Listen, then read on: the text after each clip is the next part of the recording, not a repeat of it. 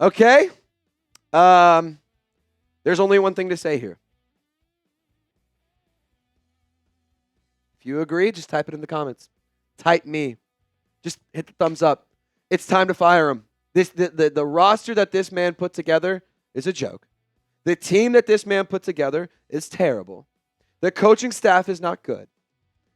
You have bad draft picks. You have no money to spend. And on top of that, the players that you do have available are making mistakes and getting hurt again. So, yeah, I'm over it. I'm done with it. We're filming this as a part of our live post-game instant reaction, which is why you should tune into the watch parties despite them being terrible. We react live. So, to those of you watching live, Slump God, Republic Customs, Greg, Ragin' Cajun, Pepper Westwood, Fran Sullivan, Queen Courtney Burgess, Shrey L, Ricky Kell, Fran Sullivan, and MC Fisher and Dark Knight all want to fire Mickey Loomis. If you're with me after this absolute disgrace of a display of football, get in the comment section, type fire Mickey Loomis, like the video, just make some noise so as many Saints front office members can see this video. I know a lot of them watch it. I have sources and I have proof that they watch it. Show them that we're tired of this shit. So when it comes down to it, this game was bad. This game was terrible. And there's really not a lot of redeeming qualities about it. Spencer Rattler, to be honest, he started off red hot. In the first half of today's game, Spencer Rattler only had so listen to this. His first half stats, 11 of 13, 146 yards and a touchdown. That means he threw 2 interceptions and then no touchdowns, not that many yards, and a lot of incompletions. Now, I will say Spencer Rattler is not to blame for the loss today. I do firmly believe that this loss is more on the coaching staff and more on Mickey Loomis than anything.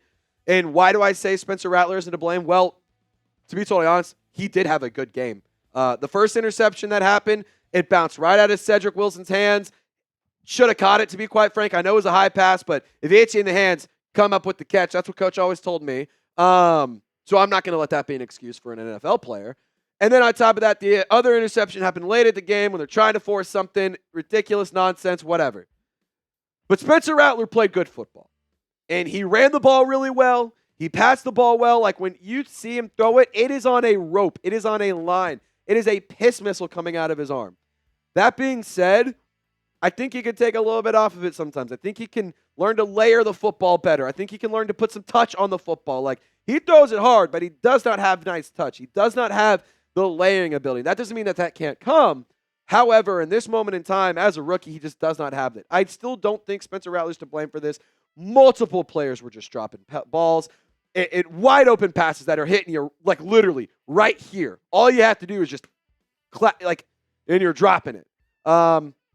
Endless amounts of penalties that wiped away positive plays. Like, ridiculous. I mean, 10 total penalties for 77 yards is horrendous. And the fact that all of those penalties felt like they came in key moments and in opportune times, it was ridiculous. Like, for example, Juwan Johnson caught a pass at the 1-yard line. Arguably, maybe you could convince me it would have been a touchdown on that catch. However, penalty. Completely wiped it away. Early on in the drive, or early in the game, the Saints almost forced a 3-and-out. Brian Brzee got a sack, but Carl Granderson jumped off sides. Raiders go down and put up points on the first drive. Like, you can't be doing this. And when you do not win the time of possession battle and you cannot score points, that is not a recipe for success. If you like let me put it this way. If I'm a head coach planning to play against the New Orleans Saints for pretty much until it's proven to not work, control the possession. If you can win these games by scoring 13 points. You can win against New Orleans Saints by having 13 points. You have these long, drawn-out drives. You have these long, time-killing drives. You have these drives that end in points, that beat up your defense, that make them lose confidence, that give them no edge. And look what happens. Spencer Rattler again. Like, I don't want to place blame on him, but I will say he needs to improve. Like, there needs to be a large improvement from year 1 to year 2 if you want me to still believe in him. And I do believe in Spencer Rattler. Again, The best wide receiver he had available was Marquez Valdes-Scantling. Did not get targeted all that much today. He also, fun fact, got hurt at the end of the game. Not many updates around him, but we'll keep you updated and notified if there is any updates around Marquez Valdes-Scantling. It's just ridiculous. Like, and people will laugh at me. People will yell at me. People will get in the comments and be like, I can't believe you're still defending Spencer Rattler. I'm here to tell you right now, Jake Haener would not have done this. I'm here to tell you right now, Jake Haener would have been much worse. I'm here to tell you right now, yeah, Derek Carr, he would have beat the Raiders. I sure as hell hope that an 11-year veteran making $150 million would be able to beat his former team. I sure hope so. Spencer Rattler was not amazing today. Like, he started off red hot. Like, I mean, he started off better than you could have had it. Or better than you could have drawn it up.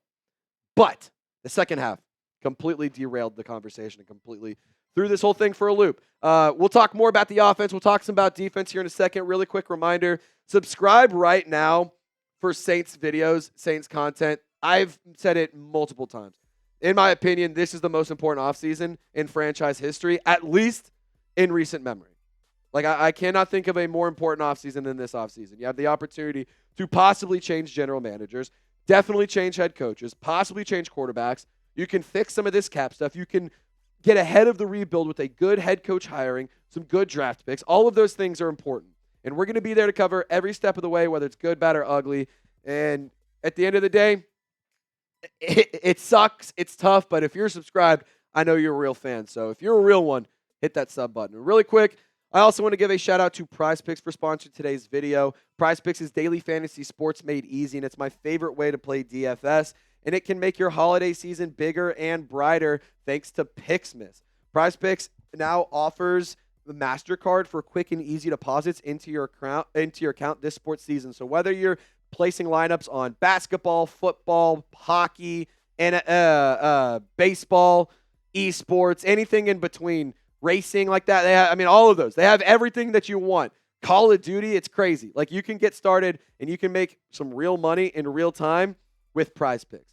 Here's the selection I went with today. Foster Moreau had 3 receptions on the day. The second one came on that beautiful touchdown. That was a trick play. It was Rattler to Miller, back to Rattler, all the way to the end zone for a touchdown. It was awesome. Marquez Valdes-Scantling was a non-factor today, unfortunately, so we did not get to see that one hit. And then Aidan O'Connell, 230.5 passing yards. When it comes down to it, I didn't make any money. However, if I knew ball a little bit more, I could. But here's the deal.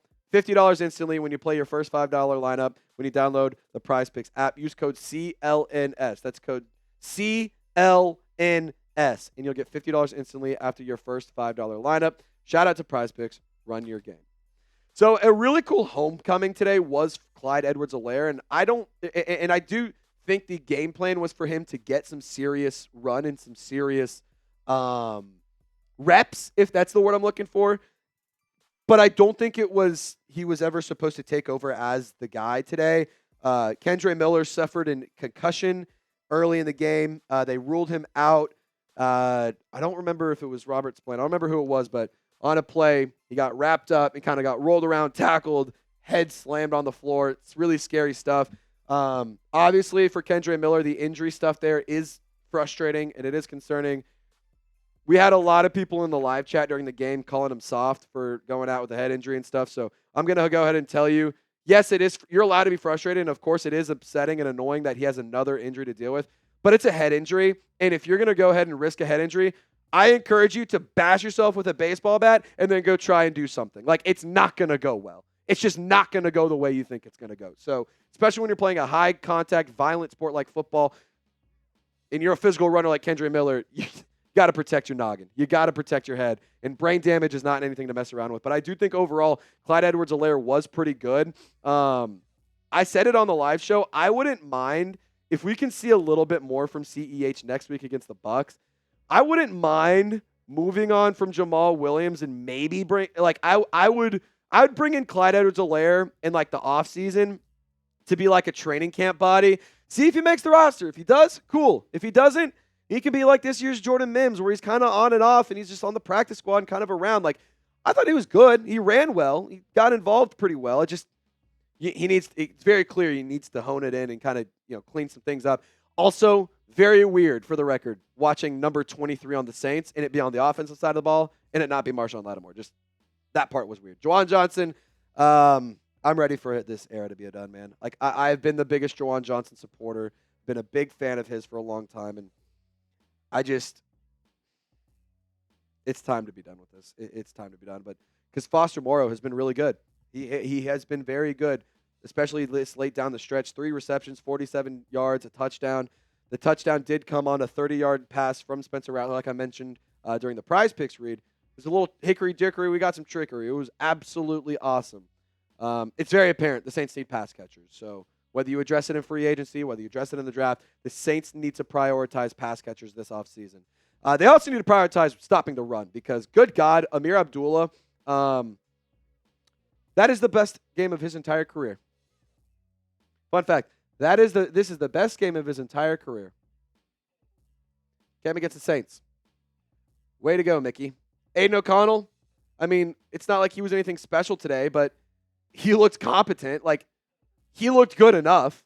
Not to be like a full-time starter forever, but like, he looked good let me put it this way. He looked good enough to buy him another year in the NFL and not in the UFL.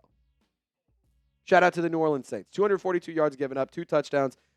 Kool-Aid McKinstry wasn't good today.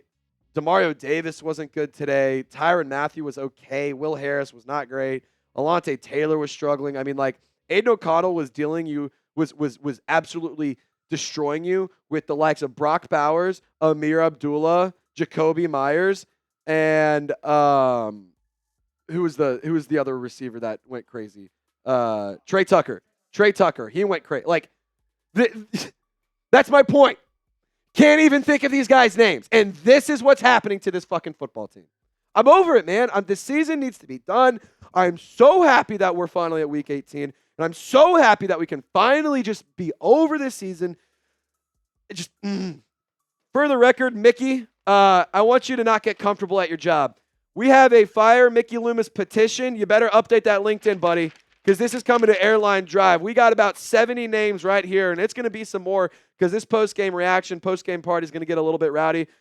You better update that LinkedIn profile, buddy, because we're coming for that ass. We're coming for your job. And, Mickey, you got to get the hell out of here. But we're talking about Spencer Rattler to finish off the show. Do you believe in Spencer Rattler? Type B for believe, type D for don't. Again, I don't think Spencer Rattler is to blame for the loss. Was he bad? No. Was he great? In the first half. Does he need to be better? Absolutely. And this is, okay, the last thing I'm going to say, this is going to be a very hard concept for some of y'all to understand. Multiple things can be true at the same time. One, Spencer Rattler wasn't horrible. He was bad. He wasn't bad. He wasn't great. He was kind of in the middle. Two, Spencer Rattler you could still want more from him. So it's not either you think he's the greatest thing in the world or you think he's, Satan. Like, it's not one or the other. There's this weird division amongst Saints fans. It's like, you either are all in on Jake Hader and Derek Carr or you're all in on Spencer Rattler. I just want my team to be good. I want my team to win football games. Quite frankly, I don't care who's throwing the pill. I just want my team to win games.